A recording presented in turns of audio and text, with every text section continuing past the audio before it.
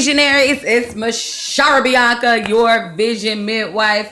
Listen, I just came back from an interview, y'all, and when I tell y'all I killed it, I killed it. Not only did I kill it, I followed up with a letter and killed the letter saying thank you, and this is why you should hire me. So right now I'm in my zone and I'm feeling good. Jamming Lettucey, y'all hear her back here. First of all, y'all know I love Lettucey.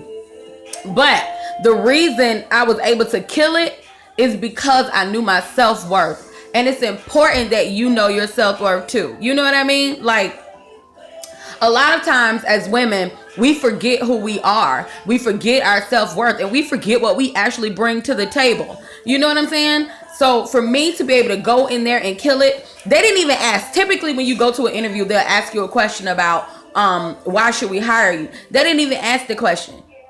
I told them why they should hire me, because I bring this to the table. I can do this for your company. Now imagine if we would apply that theory to every part of our life. Relationships, businesses, friendships, finances, everything. If you apply that to that part of your life, that you know what you bring to the table. We settle in relationships, first of all because we don't want to be lonely, or second of all because we just don't know if we don't feel like we're going to find any, you know what I'm saying? I believe that society has made us think that this whole fairy tale thing is true. Hence, shout out to Beauty and the Beast. I'm still waiting to see that. But we live in this world where we've been sold dreams, and so we look for those dreams and we don't realize that the dream is within us, that we have the ability to save our own selves. So we settle. When you go to a job, you're so excited because you need something, you need a job, right? And so let's say the job says we're gonna pay you between $35,000 and $40,000 a year, right? And so you just excited because you don't really know your self-worth. So you just excited that they're looking at that gap, instead of saying this is what I actually bring to the table, and you bring more of a $45,000, $50,000. You know what I'm saying, to the table. That's what you bring to the table. So you're afraid to ask for it because you think they're going to tell you no. Or you're afraid to say it just because you just excited that they're looking to hire you. And so we use that mentality. We keep that mentality that we forget our worth and our value and what we bring to the table. Even when it comes to our vision. I know many of y'all have been pulled in so many directions. Girl, can you help me do this? Oh, you're so good at this. Can you help me here? Can you help me there? And we help everybody around us birth their own visions, and we haven't birthed our own. Let me just give y'all a little tidbit. You know, midwives have their own children at home, right? They do. And so we get so accustomed to helping everybody else birth their vision that we forget about our own visions, and it sits on the back burner. So everybody else can see our value. They can see what we bring to the table, but we can't. You have to be able to identify what you bring to the table, because the truth is this: if you don't identify what you bring to the table, somebody else will. And somebody else will use it, exploit it, discount it, all kinds of stuff just to get what they need. And you're left feeling empty. So I'm not saying don't go out and help people and that kind of stuff. But what I'm saying is know what you bring to the table. There is power in knowing who you are and what you bring to the table. Because when you know what you bring to the table, you won't settle.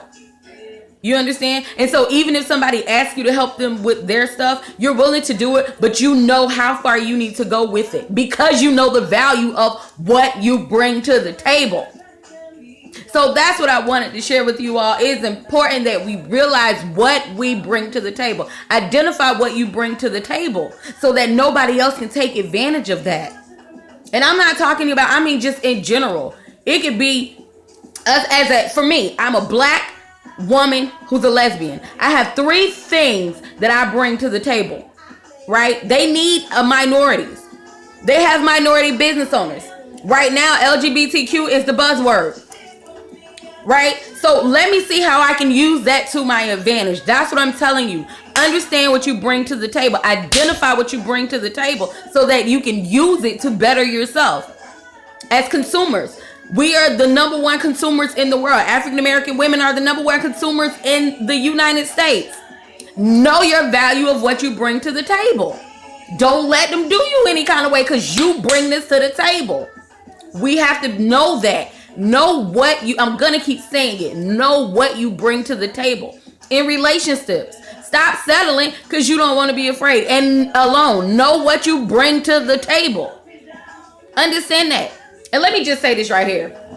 Back to this fairy tale. We waiting on Prince Charming. Let me tell you this right here. Prince Charming riding on the horse. He looking for somebody who can ride with him. I'm sorry. I don't think he looking for nobody he can scoop up and take along. He looking for somebody who can do their own thing and hold their own too. That's the truth.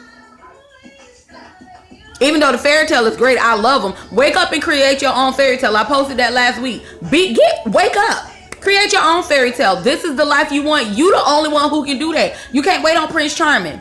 You can't wait on this job. You can't wait on these other things. You have to create your own. And so a lot of times we don't know our worth. We don't know what we have internally.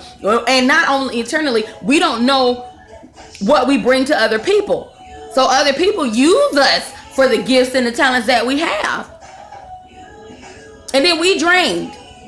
And we see them slide on by, doing their thing. They down the road around the corner. And we wondering why we didn't get off the ground. Because you invested too much in other people's stuff and not in your own. Because they saw your worth and you didn't. So that's it. That's all I wanted to say to you all this week. Not sure if I'm going to post this today. Today is Friday. Or if I'm going to post it Sunday. Sunday we're doing our very first LGBTQ picnic at Orla Vista. So if you are in the area, we would love for you to come down and network and mingle and say hello. It will be some families there from the Pulse massacre. And I call it a massacre, not a tragedy. Not an incident. It's a massacre. But anyway, there's going to be some families from there. So come out and just show some love. We all about spreading love. We being Oasis, United Transformations Community Outreach. That's who we is. When I say we, that's what I mean when I'm speaking about right now. So anyway, that's it. I'm going to go ahead and go. I just want to say my good friend Gertie is calling me. So I'm finna get off this with y'all so I can speak to her. But I just want you all to understand that you have is so much power in knowing your worth. And once you know your worth, it changes the ball game for you. So know your worth, ladies. Have a good one.